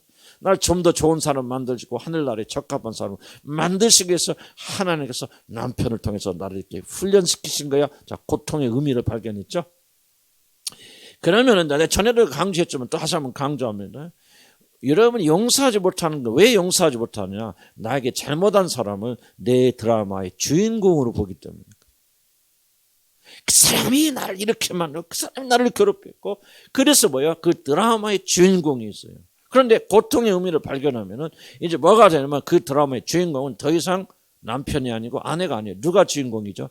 하나님이 주인공입니다. 여기 보세요. 20절 다시 합니다. 당신들은 날 헤아려 하였으나 누가 그것을 선으로 바꾸사. 자, 보세요. 지금 드라마죠. 드라마로 보세요. 드라마의 주인 누굽니까? 지금까지는 형제들. 지금 요셉이죠. 요셉의 고통, 형제들이 요셉을 팔아먹어서 요셉이 가서 이렇게 고생해서 눈물 흘려서 노예가 돼서 전부 드라마의 주인공이 누구요? 형제들까지죠. 그런데 지금 요셉이 이 드라마를 쫙 바꿔버리잖아요. 뭘로? 하나님은 그것을 선으로 바꾸죠. 여러분, 나는 좀 여러분 이해하기를 바라는데, 제가 무슨 말 하고 있는 거 이해가요? 저 옛날에도 많이 강조를 했기 때문에 뭐 어려운 말은 아니죠. 여러분 얼마나 깊이 깨닫냐는데, 자, 이 말을 꼭 이해하자. 이게 바로 그 사람이 고통의 문제에서 해방되는 것이고 용서의 시작이 되는 시점입니다. 여러분이 만약에 여러분의 삶의 드라마의 주인공을 여러분 자신으로 보거나 여러분의 어려움을 가져다 남편이나 아내를 드라마의 주인공으로 놓으면 여러분 결코 고통의 의미를 발견하지 못하고 죽을 때까지 용서하지 못합니다. 죽을 때까지 비탄 속에 살아요. 뭐 거듭났는지 난 모르겠어요. 그건 하나님이 아시는 거니까. 거듭났다 합시다. 거듭난 사람이 비탄 가운데 지속적으로 여러분 그런 미워하다가 끝나고 죽게 되면, 이유는 여러분 드라마의 주인공을 하나님으로 드러내지 않기 때문입니다. 하나님은 그 선으로 바꾸죠. 무슨 얘기야? 하나님은 다른 계획이 있었다는 거예요. 너희들이 주인공이 아니야. 너희 형들이 나를 팔았지만 당신들이 내 삶의 스토리의 주인공이 아니야. 남편, 당신이 내 삶의 주인공의 스토리가 아니야. 하나님은 나를 위해서 나를 변화시키기 위해서 남편 당신을 사용하셔서 나를 이렇게 훈련해서 연단시켰을 뿐이야. 당신은 주인공이 아니야. 주인공은 하나님이야 라고 여러분 드라마의 주인공을 하나를 바꾸는 순간 여러분의 삶은 쫙 파노라마처럼 펼쳐집니다. 그때부터는 뭐예요? 이제 주인공이 아니고 드라마의 어떤 것을 이루기 위해서 여러분 택배 갖다 다니는 사람이 어떤 사람이 나쁜 것 물건을 여러분 막 보내서 막 배달해서 그 폭탄을 가져왔다 합시다. 그런데 폭탄이 터졌다 합시다. 택배 배달한 사람 미워합니까? 아니죠. 붙인 사람 미워하죠.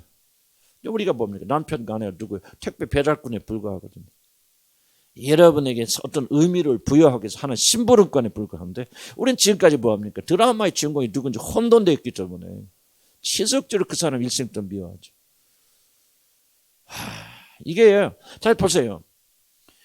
왜 많은 사람들이 저주 가운데 사냐면요, 이게 무지입니다.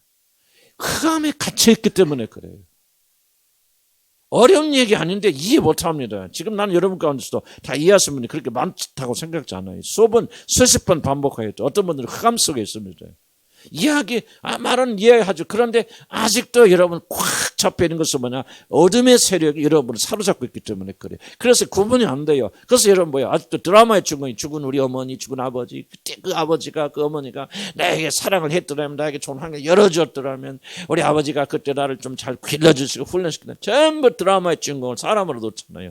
그러니까 고통에서 의미가 안 나오는 거예요. 그런데 여러분 요셉처럼 깨달아서, 하나님께서 그때 내 아버지를 통해서, 남편을 통해서, 내 아내를 통해서 나를 이렇게 연단시키셨구나. 하나님이 선으로 바꾸셨구나. 하나님을 주인공 놓는 순간 여러분 삶의 의미가 생겨나고 고통이 보여나가면서, 그때 뭐가 되냐? 너희들은 주인공 아니지. 주인공 아닌데 내가 미워할 필요가 뭐가 있어요? 이해가시죠? 그러면서 놓을 수 있는 거예요. 여러분 누군가 용서하지 못하고 있다는 그 뜻은 뭐냐? 그 사람이 여러분의 삶을 지금 지배하고 있다는 겁니다. 남편이 됐건 아내가 됐건. 지금 현재 남편이 아니죠. 과거의 남편이죠. 과거의 아내죠. 과거의 부모죠. 죽은 부모죠. 그 부모가, 죽은 부모가 여러분의 삶을 지금도 다스리고 있다는 거예요. 중요한 질문은 어떻게 여러분이 하나님 자녀라고 말할 수 있겠습니까? 대답해 보세요. 그런 상태에 있다면 어떻게 여러분 하나님 자녀라고 말할 수 있습니까? 불가능합니다. 하나님 자녀들은 하나님이 센터로 돌아야 될 거 아닙니다. 요새 보세요. 하나님이 그것을 손으로 바꾸서 드라마의 주인은 나도 아니고 너도 아니야. 하나님께서 드라마 주인공이 되셔서 뭐 합니까? 모든 사람들 백성의 생명을 살 무엇인가 선한 일을 이루시려고 하나님 이렇게 하신 거예요. 하나님 위대하고 원대한 목적이 있고 그 목적을 이루시기 위해서 많은 사람에게 생명을 가져다 주기 위해서 하나님이 너희들을 사용할 것뿐이야. 그래 나는 너희들을 미워할 필요가 아무도 없어. 용서하고 딱 용서 끝내버린 거예요. 여러분 나는 여러분들이 꼭 이 말씀을 잘 기억하시기 바랍니다. 어리석은 자를 되지 마시기 바랍니다. 그래서 여러분 일생 동안 자 보세요. 누군가 택배를 배달한 사람이 폭탄을 배달했다고 해서 그래서 여러분 타져서 뭐 누가 죽었다고 그럽시다. 그럴 때 일평생 그 택배 배달한 사람이 뭐 여러분 미워하다 끝나겠습니까? 그 사람은 그것이 폭탄인지 모르고 누가 붙였는지도 모르고 그냥 전달만 해준 거 아니에요? 남편은 하나님께서 한때 여러분 사용하셨어요. 여러분 연단시키고 아내는 그렇게 해서 여러분 연단시키셨는데 그 사람들을 주인공으로 보고 하나님께서 그 일을 통해서 무엇인가 선한 일을 하신다는 사실을 믿지 못한다면 여러분의 삶은요 어둠 속에서 계속 헤매게 되어진다. 어떤 삶을 살든지 그건 여러분의 선택이에요. 나는 올바른 길과 길이 하지 않은 것을 우리가 여러분에게 말씀드리는데 나는 오늘 이 강의를 듣고 있는 강의보다 설교를 듣고 있는 적지 않은 분들이 아직도 어둠에 있다는 그렇게 생각합니다. 나는 자유롭다고 생각하잖아요. 여러분들 중에 상당수자들 무의식 속에서 묶여 있어요. 그래서 여러분 안에 그리스도를 믿는 기쁨과 감격이 없는 거예요. 즐거움이 없는 거예요. 왜? 무의식 속에 누군가를 지속적으로 미워하고 있기 때문에 하나님 얼굴 마주 대할 수 없어요. 여러분 삶의 의미를 발견할 수 없어요. 왜? 주인공이 하나님이 아니니까. 하나님께서 이 일을 통해서 무슨 일을 하시는지 그를 보지 못하게 있기 때문에 그들을 미워하는 거예요. 그들이 주인공이에요. 직장에 가서 직장에 상사가 됐건 누웠건 그들이 드라마의 주인공이에요. 그런데 어떻게 여러분이 하나님을 볼 수 있고 그 안에서 자유할 수 있겠습니까? 내가 이런 사람 만난 것은 하나님께서 이런 사람을 사용하셔서 무엇인가 선한 목적 이걸 통해서 내가 연단되고 단련되어서 많은 사람에게 생명을 가져달라는 하나님의 선한 목적이 있어서 그러는 거야. 이 사람은 도구에 불과하잖아. 내가 이 사람 미워할 거 하나도 없어. 하나님 이 사람 밑에서 내가 철저하게 낮아지고 그래도 겸손하도 주님 도와주세요. 그렇게 우리가 말하는 거 아닙니까? 그렇게 고백하는 거 아닙니까? 그러면 그 사람이 하나님의 사람으로 만들어져 나가는 거죠. 믿으면 아멘 하시기 바랍니다. 나는 여기 앉아있고 오늘 강의를 말씀을 듣는 모든 분들이 용서의 부분에서 해방되어야 되는데 나도 심리학도 해봤고 상담도 해봤어요. 심리학과 상담과 해방시키는 거 아니에요. 참된 해방은 하나님의 책에 보면 다 들어있더라고 말이죠. 이걸 안 하니까 우리가 안 되는 거예요. 심리학만 매달리니까 될 것 같지 안 되는 거예요. 무엇이 문제입니까? 주인공, 드라마의 주인공을 바꿔야 돼요. 하나님이 주인공이시죠. 그리고 하나님은 선하신 목적이 있어. 이 어려움을 통해서 뭔가 선한 것을 이루시기 위해서 하나님은 그렇게 한다. 이 드라마를 이해하시기 바랍니다. 요셉이 훌륭해서 용서한 거 아니에요. 요셉이 국무총리 있었고 모든 게 잘 풀렸기 때문에 용서한 거 아니에요. 요셉이 용서할 수 있는 힘은 어디서 나오냐? 그가 하나님을 발견했다고 해요. 자기 삶 속에서. 이게 바로 고통의 의미예요. 그러면은 어떤 고통과 고난을 여러분 지금 당하고 있든지 간에 여러분 뭐예요? 여러분의 삶은 의미가 있는 거예요. 의미가 있으면요 참고 견딥니다. 의미가 있으면 여러분 만들어집니다. 의미가 있으면 여러분 완성되어집니다. 의미를 발견하지 못하면 여러분 굉장히 힘들어지고 허송세월하게 되어집니다. 그러다가 그냥 쓰레기처럼 살다 쓰레기처럼 죽어가는 겁니다. 감옥에 가요. 그게 감옥이에요. 여러분 용서의 문제가 아니고 그렇다. 마지막 봅시다. 좀 간단하게 내가 길이다. 내가 길이라는 것은 뭡니까? 다 용서해 주겠다. 그러고 뭡니까? 요셉이 유대한 말 하죠. 내가 너희들 다 기르겠다. 나는 많은 분들이 용서를 연장으로 이렇게 말하고 그러는데 나는 조금은 그건 지나치다 생각이 듭니다. 왜? 용서는 용서 끝나야 되지. 내가 용서한 사람을 책임지겠다. 내가 더 기르겠다. 너의 모든 걸 책임져 주겠다. 이걸 말하는 게 아니에요. 이건 다른 차원입니다. 그래서 우리도 용서에 대해서 배울 때 많은 분들이 이렇게 이것이 기독교의 용서는 뭐냐. 그 사람 용서할 건 내가 도둑놈이 우리 집에 도둑질을 했는데 도둑질한 건 용서할 뿐만 아니라 그 사람은 내가 재산을 내서 도와줘서 그 사람이 잘 살 수 있도록 도와주는 게 용서다고 생각하는데 나는 동의하지 않아요. 그거는 뭔가 좀 잘못 오해한가로 생각이 되어집니다. 이건 다른 차원에서 말하는 거죠. 지금 요셉이 말한 것은 어디까지는 용서에 대해서 말한 거지만 이건 용서에 대한 부분이 아니에요. 구원에 대한 이야기를 하는 겁니다. 하나님께서 우리를 용서해 주셨지만 지금 하나님 얘기를 나는 한다고 생각해요. 우리가 이렇게 하라는 얘기 안 해요. 할 수 있는 것이 있고 할 수 없는 것이 있어요. 할 수 없는 것을 하려고 발버둥쳐서는 안 됩니다. 그래서 우리는 잊어버리고, 시간이 없으니까 잊어버리시고, 좀 도대체 이게 무슨 이야기입니까? 구원의 이야기입니다. 하나님은 여러분 죄를 용서해 주실 뿐만 아니라 거기서 끝나지 않는다. 하나님께서 여러분 길러주신다. 믿음 아멘 하시 부릅니다. 예수 그리스도를 통해서 하나님이 내가 너희들을 길러주리라. 책임져 주리라. 너희의 죄를 사하여 줄 뿐만 아니라 그 나라에 들어갈 때까지 내가 이끌어 주리라. 책임져 주라. 얼마나 위로가 되는 말인지 모릅니다. 그런 말씀이 우리를 향해서 누구든지 잘못한 사람들 다 너희 재산 팔아서 나눠주고 그런 말씀 하고 있는 그거를 우리에게 강요하는 거 아니에요. 그냥 용서는 거기서 딱 끝나고 여기서부터 구원에 대한 이야기합니다. 여러분 우리가 이것을 믿을 필요가 있다. 7페이지 좀 중요하니까 읽어볼까요? 자, 두 번째 단락 봅시다. 성경의 이 부분은 우리들이 하나님으로부터 어떠한 사랑을 받았는가를 계시하여 주십니다. 우리들은 예수를 나의 주님으로 받아들일 때 단지 우리들의 죄만 용서받은 것이 아니라 지금 요셉의 형제들이 받은 사랑처럼 하나님께서 우리를 친히 기르시는 하나님의 친자녀와 같은 신분과 특권을 그때 받습니다. 용서는 단지 시작일 뿐이고 이제 용서받은 우리들은 하나님이 우리를 친히 기르시는 아바 하나님의 친자녀가 됩니다. 이건 굉장히 중요합니다.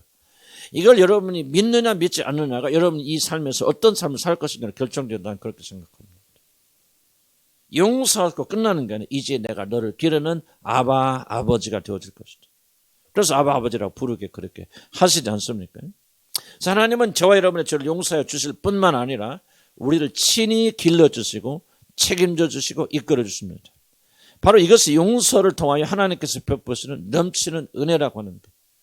그는 우리들이 죄를 사하시고 나서 이 세상에서 그냥 우리들을 방치하여 주지 않습니다. 이걸 믿고 가셔야 돼요. 정말 중요한 믿음입니다. 시편 79편에 이렇게 말하죠. 주의 백성 곧 그가 기르신 양. 우리가 누구예요? 그의 백성인데 어떤 양이요? 그가 기르시는 양이라는 거죠.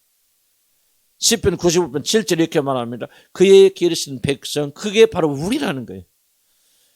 하나님께서 우리 죄의 용서만 하시고 방치하시는 그런 분이 아니라 양처럼 저와 여러분을 책임져 주시고 인도하셔 길러주신 분이라는 것을 지금 요셉이 지금 말하고는 많이 피날레로 마지막으로 말하고 있는 거예요. 창세기 50장. 창세기 인간이 왜 죄로 시작하지 않습니까? 하나님께 창조하셨는데 인간이 죄를 지어서 범죄해서 하나님 떠나게 되고 그 결과 인간이 모른 저주에 빠지게 되고 하면서 하나님께서 어떻게 믿음을 통해서 우리를 구원해 주시는가 하면서 창세기 50장에 마지막 피날레가 뭡니까? 내가 기르리라.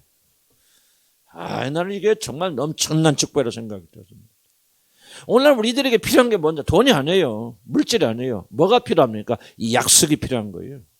내가 너를 길러주리라. 하나님께 다 주십니다. 나는 내 삶 속에서 보면요. 참 내가 정말 기가 막히게 하나님께서 공급해 주시고요.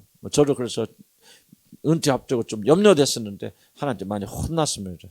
하나님 예비하시고 준비해 주시고 모자람 없이 채워주십니다. 왜 그런지 아십니까? 내가 너를 길러줄 것이라고 약속했기 때문에.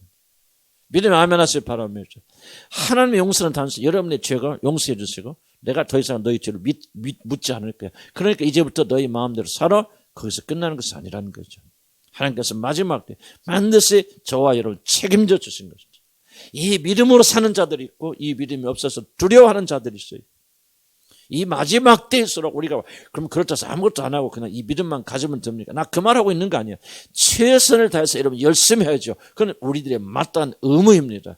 그럼에도 불구하고 우리 힘으로만 살 수 있는 그런 시대가 아니잖아요. 이제 우리가 무엇이 필요합니까? 내가 너를 기르리이다. 이거 한마디 가슴에 왔다 배기면요. 두렵지 않습니다. 흔들리지 않습니다. 어려운 위기 속에도 그래 나는 믿어요 하나님. 나는 주님께서 나를 기르시는 양이라고 그랬잖아요. 약속하셔서 믿습니다. 하고 뭐요? 우리들이 의무를 해야죠. 해야지만은 그러나 그 의무를 다하게 될 때 하나님께서 책임져 주시라는 확신을 거하게 되면 우리 평강 가운데 하나님께서 여러분 이끌어 주실 것이다. 그래서 내일 이 험악한 세상, 내일 어떻게 될지 모르는 이 불확실한 세상에서 감사하며 기뻐하고 살 수 있는 그 이유가 뭐고 근거가 무엇이냐? 바로 이 믿음이다. 그것은 우리 아버지 하나님께서 우리의 모든 죄를 용서하여 주실 뿐만 아니라 우리들이 우리 본향에 돌아갈 때까지 그리고 그 넘어 영원히 우리들을 기르실 것을 언약으로 약속하셨기 때문에 그 약속을 믿는 자들. 근데 이 약속을 믿는 믿음이 어디서 출발하고 있죠? 지금 용서로부터 시작되잖아요. 용서함을 확실히 믿지 못하는데 어떻게 하나님께서 여러분 길러주신 것을 믿습니까? 내 죄가 용서받았어요. 사하여 주셨어요. 그리고 하나님은 의지를 가지고 오늘 또 나의 죄를 사하시고 용서해 주셔. 이런 믿음이 있을 때 자연스럽게 내가 너를 기르리다. 자 보세요. 용서하고 나서 뭐합니까? 내가 너를 기르리다 약속이 주어지잖아요. 용서받지 못하는 사람이 어떻게 하나님 기르십니까? 왜 세상의 모든 사람들 하나님 책임져 주셔야 됩니까? 여러분 여기 앉아있다고 하나님 책임져 주십니까? 아니죠. 난 여러분들이 그런 마음으로 이 교회에 나왔다면 여러분 하나님과 아무런 상관이 없다는 생각이 들어집니다. 왜 하나님이 여러분이 이를 기르시는 자가 되어집니까? 바로 하나님은 여러분 용서하신 분이기 때문에 그래요. 그럼 여러분 얼마나 깊이 그 용서를 체험하고 샀습니까? 믿고 샀습니까? 내 죄가 용서되었다. 그래서 그분과의 얼마큼 깊은 평강의 길을 누리고 있습니까?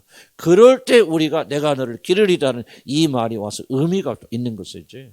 난 여러분이 종교인처럼 뭐 이렇게 열심히 하다 보면 하나님께 뭐 자기를 주입시키고 이런 것을 가지고 되는 것은 아니다.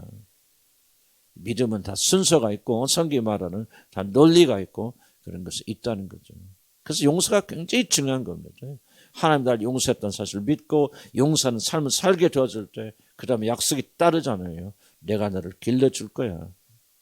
용서하였으니 내가 너를 받아주고 양처럼 너를 책임져 줄 거야.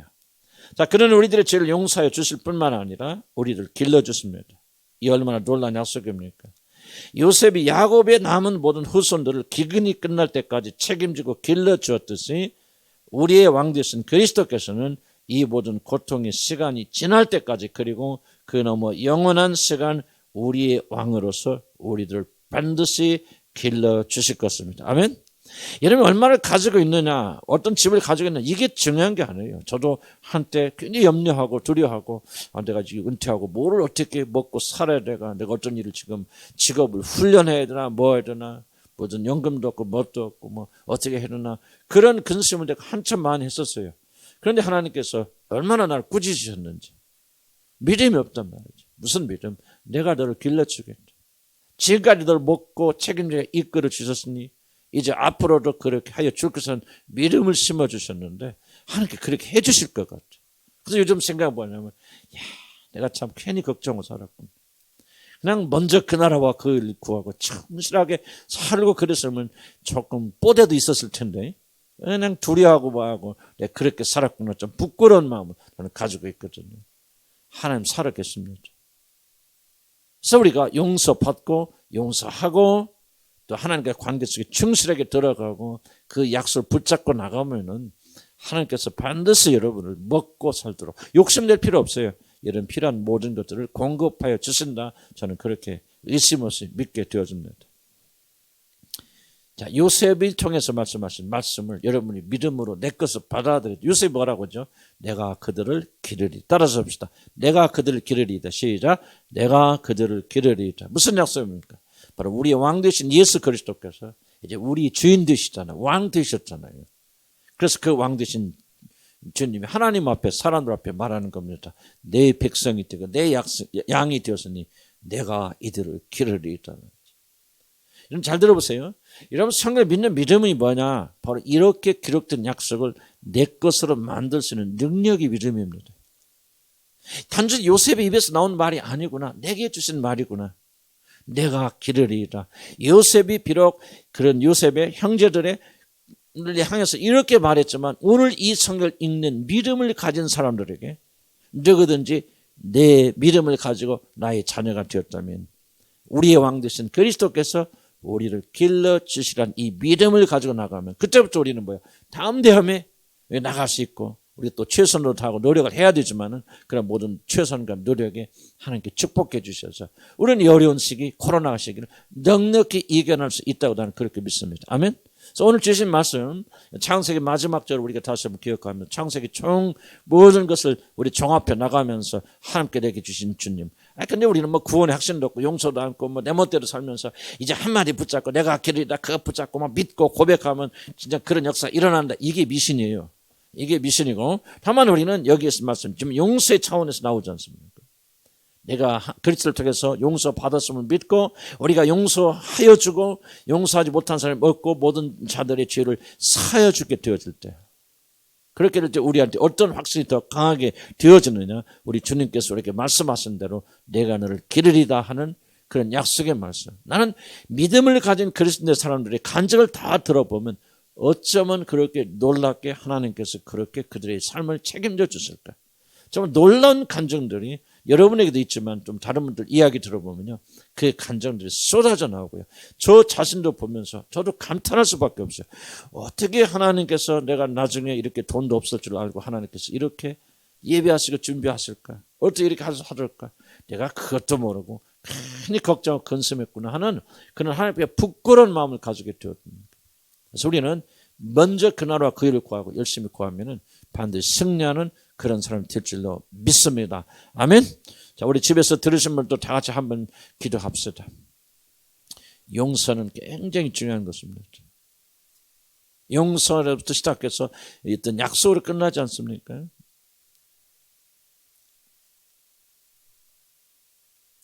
여러분, 용서하지 못한 사람이 있습니까? 특별히 가까운 사람 중에서 남편이 됐건 아내가 되었든 용서하지 못한 사람이 있습니까? 여러분, 용서 받으셨습니까? 용서 받으셨다면 여러분 삶의 고통과 고난의 의미를 아십니까?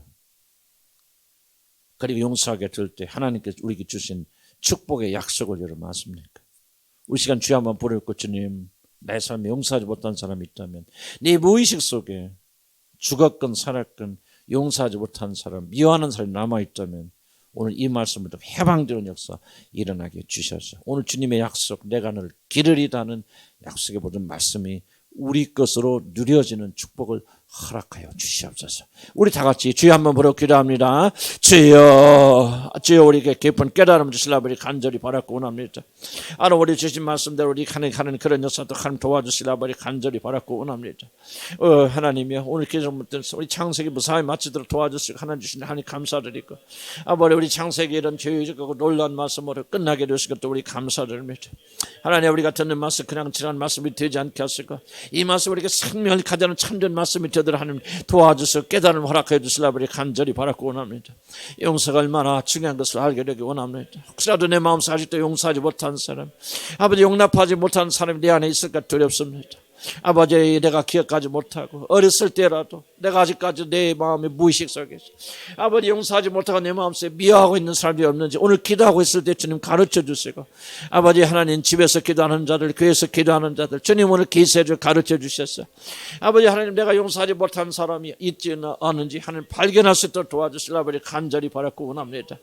아버지, 용서해야 되겠습니다. 반드시 용서라는 놀라운 것을 우리 실험하고 아버지 체험하고 용서를 선포하고 나가야 되겠습니다. 우리 용서받은 자들 아닙니까?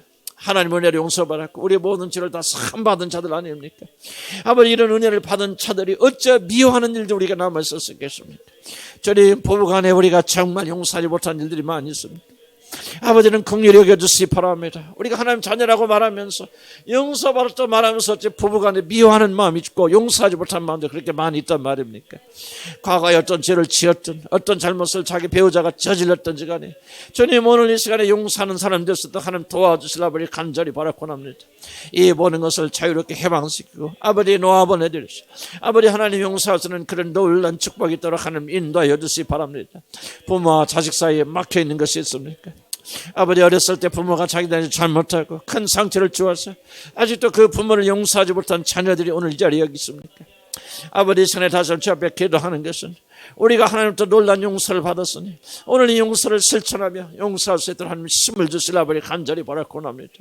올해 용서받았다면, 하나님 자녀가 되었다면 아버지, 우리가 그 용서를 깊이 받았던 용서를 실천한 자들 될 수 있도록 하나님 인도하여 주시고, 우리 생애에 아버지 누군가 아버지 우리가 미워하고 아직도 놓아보내지 못한 사람이 있다면 오늘 이 밤에 아버지 기도로서 아버지 회개하면서 그들 놓아보내면서 용서를 선포할 수 있는 귀한 믿음의 역사에 있도록 하나님 인도하여 주시려 아버지 간절히 바라고 원합니다. 오늘 우리에게 해방의 놀란 역사에 있도록 인도하여 주시고 함께해 주셔서 아버지는 말 무엇인가 용서하지 못한 사람을 내어보내는 그런 역사에 있도록 하나님 도우시고 아버지 하나님 축복하여 주시길 아버지 간절히 바라고 원합니다. 우리의 힘으로 되지 않습니다. 주님 도와주시고 역사하여 주시고 아버지 하나님 우리가 용서받았던 놀라움을 체험할 수 있도록 도와주시 바랍니다. 단순한 감정의 문제가 아니라 의지의 문제라고 배웠습니다. 아버지 내 마음속에 아버지의 용서를 줘 그걸 생각할 때마다 아픔이 있더라도 요셉의 믿음을 우리가 배워나가도록 도와주시 아버지 간절히 바라고 합니다. 요셉의 마음속에 아픔이 있었습니다. 그것을 생각할 때 옛날 것이 살아 올라왔습니다. 울었습니다. 그러나 그는 용사였습니다. 주님 다시 한번 우리 요셉이 행했던 것처럼 우리를 또 아버지 하나님 과거를 또 어렸었던 자가 될 수 있도록 인도하여 주시기 바랍니다. 감정이 우리가 아직 남아있고 슬픔과 서름이 남아있다 할지라도 아버지 모든 감정을 이겨나가고 우리가 의지를 가지고 용서할 수 있는 자가 되도록 하나님 도와주시라 아버지 간절히 바라고 합니다. 아버지 우리 삶의 의미 고통의 의미를 발견하기 원합니다. 하나님 그렇습니다. 아직도 우리는 지난 고통을 생각하면서 내가 왜 이런 고통 속에 있었지, 어째서 그때 엄마 아빠가 어째서 그때 그 사람이 이랬을지 하면서 우리는 아직도 이 내 모든 고통에서 의미를 발견하지 못한 자들이 많이 있습니다. 주님 단순한 머리 지식이 아니라 참된 생명의 양식으로 나오는 아버지 그런 역사에 따라 하나님 인도하시고 주님 축복해 주셔서 아버지의 천사에 나가는 그런 시간들을 하나님 도와주시라 아버지 간절히 바라고 합니다. 성령님 이끌어 주시고 힘을 주시고 믿음을 다해 주셔서 아버지 하나님 천사에 나가는 그런 시간들을 주님 도우시고 축복하여 주시옵소서. 아버지 예수 이름으로 기도합니다. 주님 저희들이 용서의 문제가 얼마나 심각하고 중요한지를 깊이 깨닫도록 좀 도와주시고 오늘 집에 돌아와서 잠자기 전에 용서하지 못한 자들이 떠오르거든 이제 주님께서 우리 죄를 용서하신 것을 생각하면서 그걸 체험하면서 우리가 그들을 용서할 수 있도록 도와주시고 그래서 우리 마음가운데 더 이상 미워하는 사람 내 마음속에 깊이 숨겨놓고 그렇게 서로 용서하지 못한 사람이 없도록 주님 도와주시옵소서. 깨끗하고 정결케 하여 주시고 그래서 우리 주님의 그 축복의 약속이 우리가 흘러들어오도록 내가 기르리이다 약속하신 약속대로 주님이 친히 우리를 양처럼 기르는 축복이 있도록 인도하여 주시옵소서. 예수 이름으로 기도합니다. 아멘. 자 모임 마쳤고요. 이제 오늘 약간 처음 이렇게 되어져서 저도 이렇게 좀 하고 있으니까 이제 좀 목회자로 상의해서 조금 또 이렇게 시간을 바꾼다든지 뭐 한다든지 조금 조절이 가능하면은 다음 주 좀 그렇게 하여 드릴 것입니다. 오시느라 많이 수고하셨고 집에서 들으신 분들 많이 수고하셨고 꼭 주무시기 전에 한 5분이라도 앉으셔서 또 이 자리에서 또 그렇게 생각하시면서 여러분들이 용서해야 될 사람이 없는가 발견하게 해주시고 깨닫게 해주시라고 그리고 나는 진짜 용서받은 사람인가를 깊이 생각하고 체험할 수 있게 해주라 그렇게 하나님께 기도하시고 간구하시기 바랍니다. 수고 많으셨어요. 내일 또 승리하시기 바랍니다. 자, 살펴하시기 바랍니다.